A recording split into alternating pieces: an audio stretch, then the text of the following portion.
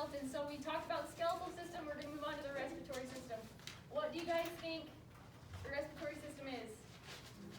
Breathing. That's a good summary of it, okay?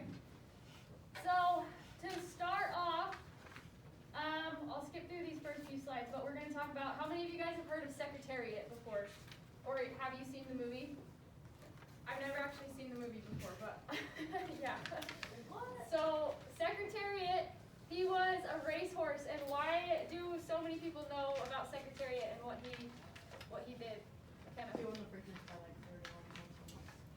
Exactly, perfect. So he was a Triple Crown winner. Triple Crown means that the horses win these 3 different races.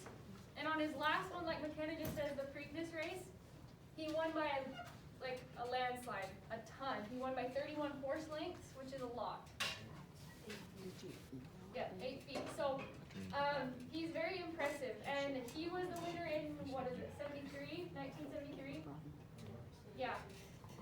So that's when he won the Triple Crown. And he was a very impressive horse because he was such a good athlete. And the reason for that is once he died, they took an autopsy, the vet did an autopsy on him, and they found that his heart was abnormally large. It was huge.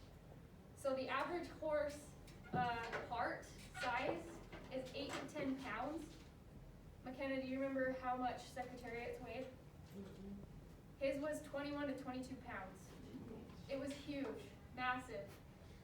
And they found out, they did some tests, they ran some tests, they found out the reason for that was it was genetic. The genetics just came down and like a perfect storm happened, so he had a really big heart. And they think that's why he was able to be such a good racehorse and win those races by that much because of his big heart and the respiratory system working with the circulatory system. And we'll get to that.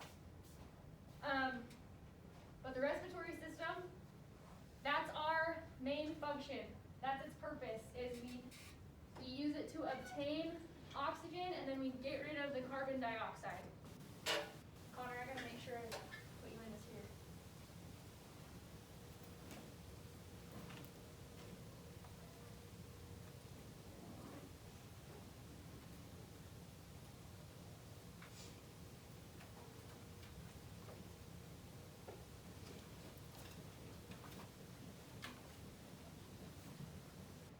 That's pretty basic, right? We all know that we breathe in oxygen and we expel carbon dioxide, right? You've heard that before.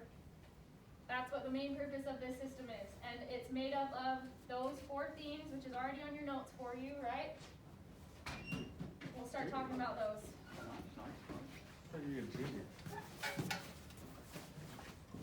Just get out your note packets. We're talking about respiratory right now. Okay. The first section of the respiratory system is the nostrils. They're also called nares. Most people just refer to them as nostrils. And it's pretty basic. We all know what they are, right? They're the external openings on our face. And all species have them. But depending on the species or the animal, some of them look a little bit different, right? So, specifically, if we look at horses' nostrils versus the nostrils on a pig, they look really different. So nostrils are dilatable, meaning what? Do you guys know what that means? Changes in size? Yeah. So how many of you can flare your nostrils? I can't. I don't know. I don't get how people do that. Avery's flared them. So that's what it means when we say dilatable. We just mean that you can flare them. They change in size. Horses, they do this a lot, and they vary in size a lot. Anthony, have you seen that before? Yeah. They flare their nostrils a lot. Pigs, on the other hand, they don't do it as much. They're more rigid. Their whole snout can move, but their nostrils, not so much. Why do you think the pig's snout would be super rigid like that? Yeah? But why do you think it has to be rigid? Why are the nostrils that way?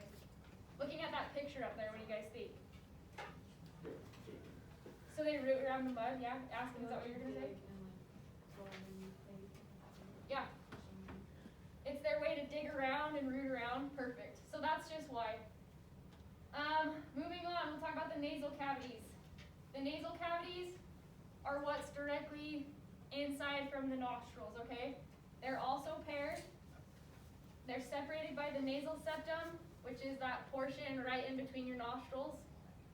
And then it's separated from your mouth by the palate, just the top of your mouth. That's what separates it from your teeth and your tongue and all that. Okay? Trying to look and see what it's got here. Okay, then the pharynx. We're not going to talk a ton about the pharynx.